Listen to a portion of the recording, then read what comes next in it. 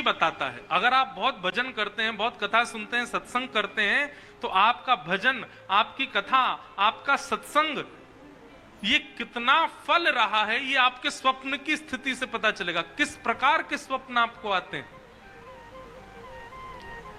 स्वप्न में यदि भूत दिख रहे हैं, प्रेत दिख रहे हैं, स्वप्न में यदि आपको सर्प दिख रहे हैं, सर्प में मरे हुए लोग दिख रहे हैं, स्वप्न में बिना सर वाले लोग दिख रहे हैं, तो इसका मतलब क्या है?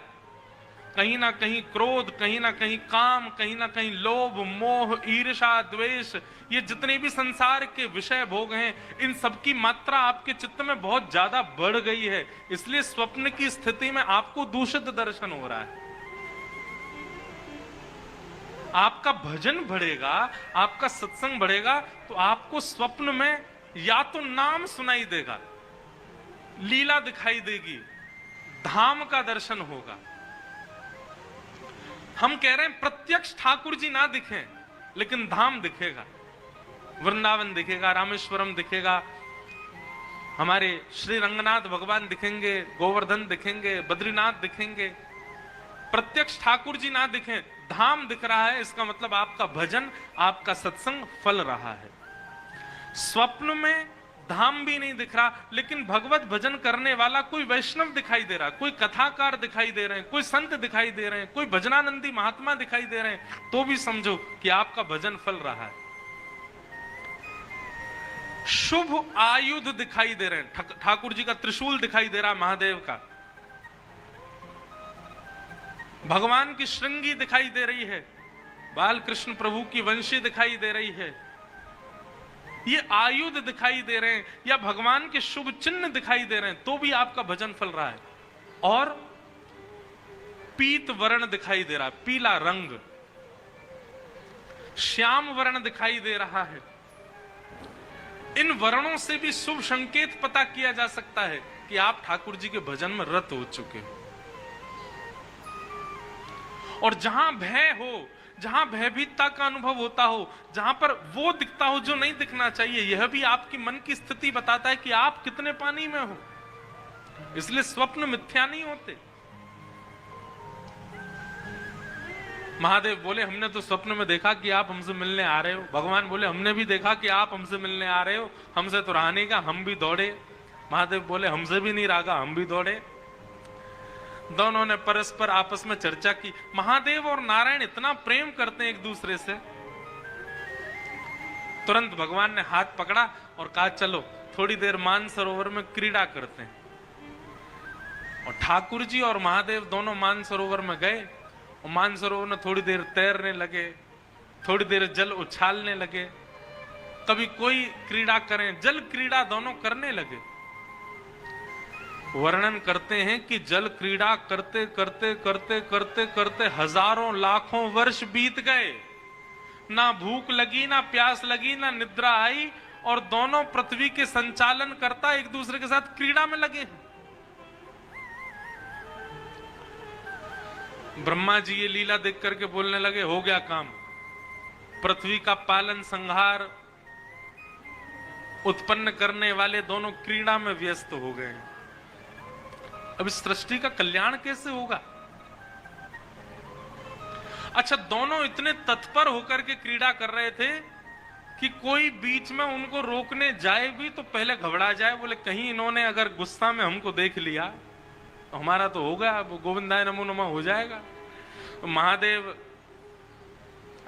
ब्रह्मा जी इंद्र से कहें तुम जाओ, इंद्र कहें बोले मैं क्यों जाऊं। वरुण देव को भेज दो, वरुण देव कहे मैं क्यों जाऊं। पवन देव को भेज दो, पवन बोले मैं क्यों जाऊं। सबको अपना जीवन प्यारा। बोले इन दोनों के कार्य में विक्षेप डालने का मतलब है कि अपने जीवन से हाथ धोना। ब्रह्मा जी बोले वो सब तो ठीक है, लेकिन इन दोनों को रोका नहीं गया तो सृष्टि का पालन कैसे होगा।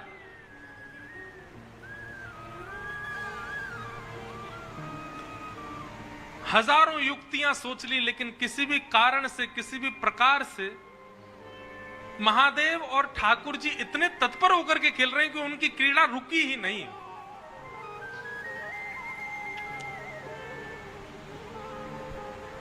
तभी ब्रह्मा जी ने आवाहन किया, किनका? कपीश्वर हनुमान जी का। अनंत बलवंत श्री हनुमान जी महाराज का स्मरण किया, बोले आप ही कुछ करो, आप में बुद्धि विवेक दोनों विद्यमान है, आप ही बताओ ये कैसे रुकेंगे दोनों, इन दोनों का रुकना आवश्यक है। हनुमान जी महाराज ने जब दोनों की तत्परता को देखा तो ब्रह्मा जी से बोले खेलने दो ना, इतने आनंद में तो लग रहे हैं। बोले वो तो ठीक है, एक आध 2-4 दिन खेलें, ठीक है, लाख साल हो गए, लाखों वर्ष बीत गए, इनका खेल ही पूरा नहीं हो रहा है, अब तो इनका खेल यहीं विश्राम होना चाहिए। हनुमान जी महाराज बोले इन दोनों को एक ही कारण से रोका जा सकता है, क्या? ऐसा कुछ किया जाए जो इन दोनों को ही अति प्रिय है। बहुत ध्यान से सुनिएगा। हनुमान जी महाराज बोले महादेव को अति प्रिय है राम नाम। यदि कोई एक बार राम कहता है तो कहते हैं कि महादेव अपनी पदवी छोड़ करके दौड़ करके जाते हैं, और जब तक मुख से मां निकलता है तब तक महादेव सामने आकर के सुन लेते हैं, इतना प्रिय है राम नाम। और उतना ही प्रिय राम नाम भगवान नारायण को भी है। नारायण को भी राम नाम बहुत प्रिय है। सब देवता हनुमान जी के सामने बैठ करके बोले शंकर जी को राम नाम प्रिय है, ये सुनकर के तो हमको ज्यादा आश्चर्य नहीं हुआ, ये तो बात सिद्ध ही है, पर नारायण भगवान तो स्वयं राम ही है, उनको राम नाम प्रिय क्यों है? नारायण भगवान को राम नाम प्रिय क्यों है? को प्राप्त किया, इसी नाम के आश्रय से ध्रुव ने इनको प्राप्त किया, इसी नाम के आश्रय से गोस्वामी तुलसीदास जी इनको प्राप्त करेंगे। भगवान कहते हैं कि बिना नाम आश्रय के भक्त मेरे समीप नहीं आ सकते, इसलिए भगवान को अपना नाम ही बहुत प्रिय है। क्यों? ये नाम ही सबको समेट समेट करके मेरे पास लेके आता है, इसलिए ठाकुर जी को अपना ही नाम बहुत प्रिय है। एक व्यक्ति ने मुझसे प्रश्न किया, बोले महाराज जी दुनिया के लोग राम जी के सामने ही जाके चिल्लाते हैं जय जय श्री राम, राम जी को अच्छा लगता होगा? उन्हीं का नाम उन्हीं के सामने जाकर के चिल्लाने से राम जी को प्रिय लगता होगा? कि मेरे चरणों का आश्रय प्रदान किया, इसलिए मुझे मेरा ही नाम बहुत प्रिय है। हनुमान जी महाराज बोले राम महादेव को भी प्रिय है और राम नारायण को भी प्रिय है। और तुरंत हनुमान जी महाराज ने अपने हाथ में करताल धारण करी, और करताल धारण करके श्री हनुमान जी महाराज ऊर्ध्वबाहु होकर के मान सरोवर पर राम नाम संकीर्तन करने लगे। श्री राम जय राम जय जय राम, श्री राम जय राम जय जय राम, श्री राम जय राम जय जय राम, श्री राम जय राम जय जय राम, राम जय राम जय जय राम, श्री राम जय राम जय जय राम। इस प्रकृति ब्रह्मांड में सबको प्रिय लगने वाला यदि नाम कोई है तो वो है राम नाम। ये नारायण को भी प्रिय है, ये महादेव को भी प्रिय है, ये सनकादिकों को भी प्रिय है, ये हनुमान जी को भी प्रिय है, जगदम्बा पराम्बा श्री सीता जी को भी प्रिय है, श्री लक्ष्मण जी को प्रिय है, भरत जी को प्रिय है। अरे भैया और कहां तक कहूं, ये राम नाम हमारे वृंदावन बिहारी लाल को भी प्रिय है और श्री किशोरी जी को भी प्रिय है, अति प्रिय है राम नाम। वृंदावन में भी जब कोई राम कहता है तो राम शब्द में दोनों युगल प्रकट हो जाते हैं। रा कहते ही श्री किशोरी जी राधा और मां कहते ही माधव। राम जब आप कहते हैं तो एक प्रकार से आपका युगल नाम संकीर्तन हो जाता है, इसलिए राम नाम सबको प्रिय है। राम से बड़ा राम का नाम।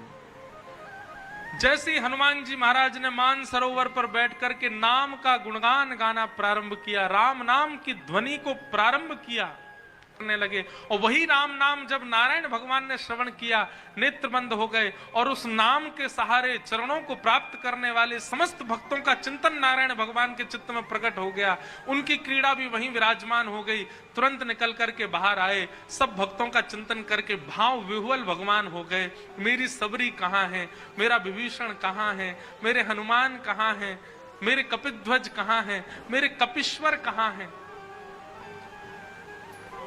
और उस नाम के प्रभाव से लाखों वर्षों से चली आ रही वो क्रीड़ा वहीं विराजमान हो गई। सब देवताओं ने हनुमान जी को प्रणाम किया। हनुमान जी महाराज बोले, हमें प्रणाम मत करो, प्रणाम करना है तो राम के नाम को प्रणाम करो, नाम को वंदन करो। भैया सही बात तो ये है कि हम सीधे भगवान को जानना चाहते हैं, नाम का आश्रय हमने लिया नहीं है।